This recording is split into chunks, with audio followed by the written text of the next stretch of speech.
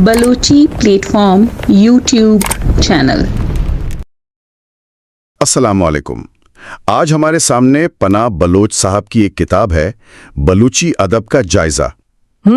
इसके कुछ इक्तिबासात पर नजर डालेंगे। जी बिल्कुल, और कोशिश करेंगे कि बलूची अदब की दुनिया की एक, आप कह लें, एक झलक देखें इस किताब के जरिए। हाँ, मकसद यही है कि समझें कि भाई इस किताब के मुताबिक बलूची अदब की तारीख क्या है, कौन सी अहम असनाफ हैं और इसकी खास बात क्या है। सही, एक तरह से बलूची अदबी खजाने को टटोलने की कोशिश। बिल्कुल। और ये किताब मेरे ख्याल है 2016 या शायद 2018 के आसपास आई थी।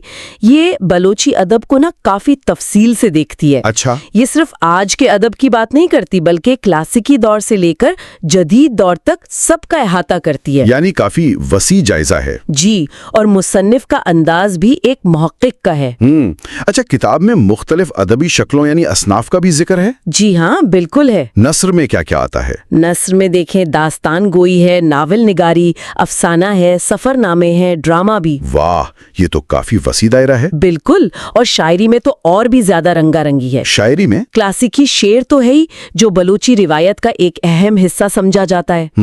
लेकिन किताब जदीद दौर की जो असनाफ हैं, जैसे नज्म, गजल, पाबंद नज्म और यहाँ तक के आजाद नज्म पर भी बात करती है। आजाद नज्म यानी वही जिसमें वजन और काफिये की वो सख्त पाबंदी नहीं होती? बिल्कुल वही।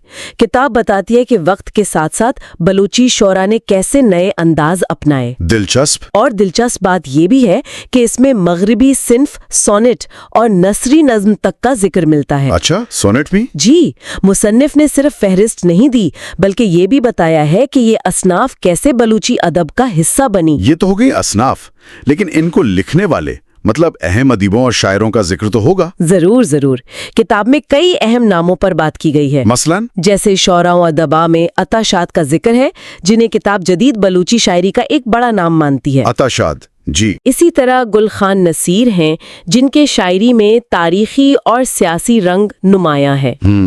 फिर सैयद ज़हूर शाह हाशमी जैसे नाम, जो क्लासिकी और जदीद दोनों रिवायतों से जुड़े हैं। अच्छा।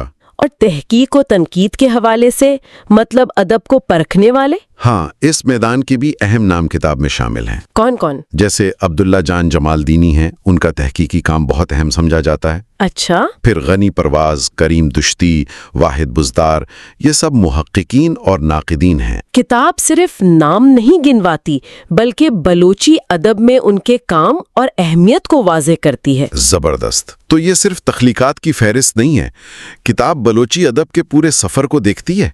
वक्त के साथ ये कैसे बदला, यही तो इस किताब की खास बात है।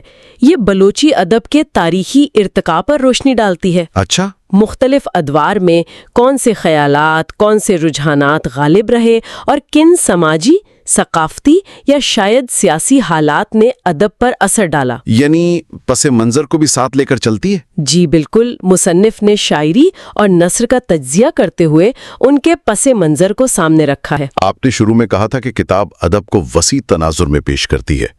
क्या इसमें बलूची अदब का दूसरी जबानों के अदब से कोई मुवाजना भी मिलता है? हाँ, कुछ इशारे मिलते हैं। किताब कहीं कहीं बलूची अदब का मुवाजना जैसे उर्दू या पारसी अदब से करती नजर आती है। और शायद आलमी अदबी रुझानात के हवाले से भी कुछ बात हो। इससे ये समझने में मदद मिलती है कि बलूची अदब की अपनी अलग पहचान क्या है और आलमी सतह पर उसका मकाम क्या बन सकता है। क्या कोई मिसाल दी है किताब ने कि बलूची अदब कहाँ मुनफरिद है? मसलन मुसन्निफ गालिबन ये बताते हैं कि जैसे उर्दू गज़ल पर फारसी रिवायत का गहरा असर है ना, जी हाँ, वहीं बलूची शायरी ने अपनी मकामी रिवायात, अपनी लोक दास्तानों और समाजी हकीकत निगारी से ज्यादा गहरा ताल्लुक रखा है। ये एक तरह से इसकी इनफरादियत है। अच्छा। ये दिलचस्प नुक्ता है।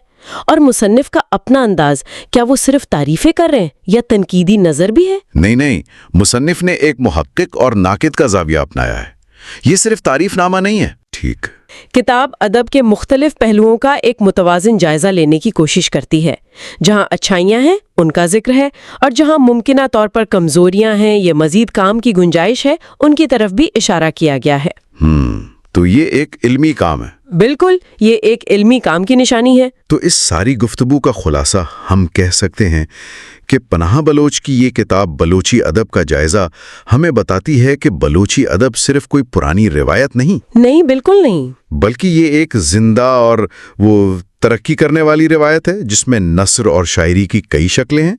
یہ کتاب اس پورے منظرنامے کو سمجھنے میں کافی مددگار ہے۔ یقیناً۔ اور ایک آخری بات جو میرے خیال میں غور طلب ہے جی، وہ یہ کہ اس طرح کی کتابیں جو کسی زبان کے ادب کی تاریخ، اس کی تنقید، اس کے تجزیے کو محفوظ کرتی ہیں، وہ کتنی اہم ہوتی ہیں۔ صحیح بات ہے۔ یہ صرف ایک علمی کام نہیں ہوتا، بلکہ یہ اس زبان کے ادبی ورثے کو ایک طرح سے ڈاکومنٹ کر کے آنے والی نسلوں تک پہنچانے کا ذریعہ بھی بنتی ہیں۔ یہ تو بہت اہم نکتہ ہے۔ جی، تو یہ سوچنے کی بات ہے کہ ایسی کوششیں کسی بھی ادب کی بقا اور اس کی پہچان کے لیے کتنی ضروری ہیں۔ Balochi plate form YouTube channel